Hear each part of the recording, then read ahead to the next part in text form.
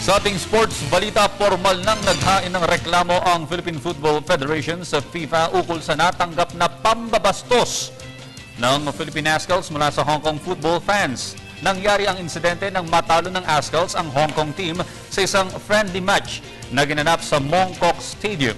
Para sa detalye, balita mo kami, Jackie Zay. Maiba na ang Pilipinas sa pangyayaring naganap sa Mong Kok Stadium nang napanalo ng Ascals ang palarong soccer laban sa Hong Kong National Football Team. Nagsampa na ng reklamo ang PFF o Philippine Football Federation matapos tumanggap ng racial discrimination ang mga Filipino fans laban sa mga taga-suporta ng HK team.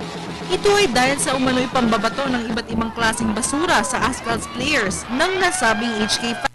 Karinig din ng salitang alipin ang mga Pinoy.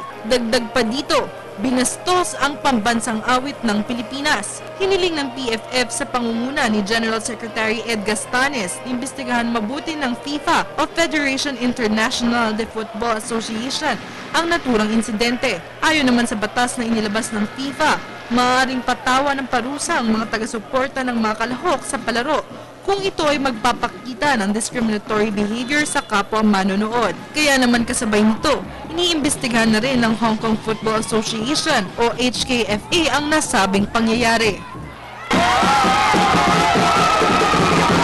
Para sa Telebisyon ng Bayan, Jackie Zay.